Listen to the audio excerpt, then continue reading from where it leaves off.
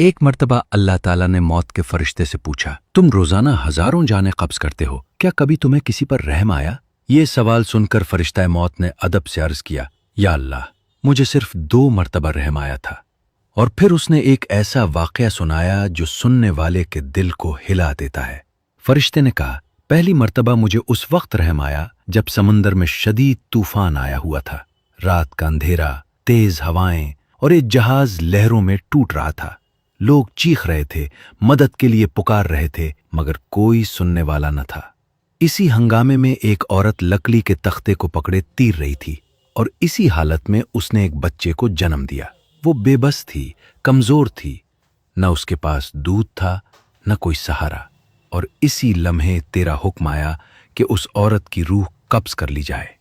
فرشتہ موت نے کہا، یا اللہ، میں نے تیرا حکم پورا کیا، مگر جب میں نے اس نومولود بچے کو اکیلا، بے سہارا اور لہروں کے درمیان دیکھا تو میرے دل میں اس کے لیے رحم پیدا ہوا کہ یہ بچہ اب کیسے زندہ رہے گا، کون اسے سنبھالے گا، کون اسے پالے گا؟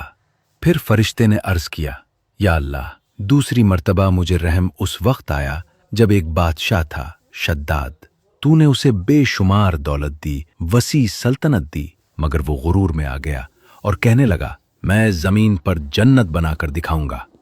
اس نے سالوں تک محنت کی، بے شمار خزانے خرچ کیے، ایک ایسی بستی بنوائی جو خوبصورتی میں بے مثال تھی۔ جب وہ جنت مکمل ہو گئی، وہ بڑے فخر کے ساتھ اسے دیکھنے آیا۔ جیسے ہی وہ داخل ہونے لگا، ایک پاؤں اندر اور ایک باہر تھا۔ اسی لمحے تیرا حکم آیا کہ اس کی روح قبض کر لی جائے۔ یا اللہ، میں نے تیرا حکم پورا کیا، مگر اس وقت مجھے اس پر رحم آیا کہ اس نے ساری زندگی اس جنت کو بنانے میں لگا دی، اور جب دیکھنے کا وقت آیا تو وہ ایک قدم بھی اندر نہ رکھ سکا۔ یہ سن کر اللہ تعالیٰ نے فرمایا، اے موت کے فرشتے، جس بچے پر تمہیں سمندر میں رحم آیا تھا، وہی بڑا ہو کر شداد بادشاہ بنا تھا۔ ہم نے اسے بچایا، پالا، اسے سب کچھ دیا، مگر اس نے غرور میں آ کر ہمارے مقابلے میں جنت بنانے کی کوشش کی۔ یہ سن کر فرشتہ موت خاموش ہو گیا، اور حقیقت واضح ہو گئی کہ اللہ کی ہر تقدیر میں حکمت ہوتی ہے، چاہے وہ ہمیں اس وقت سمجھ آئے یا نہ آئے۔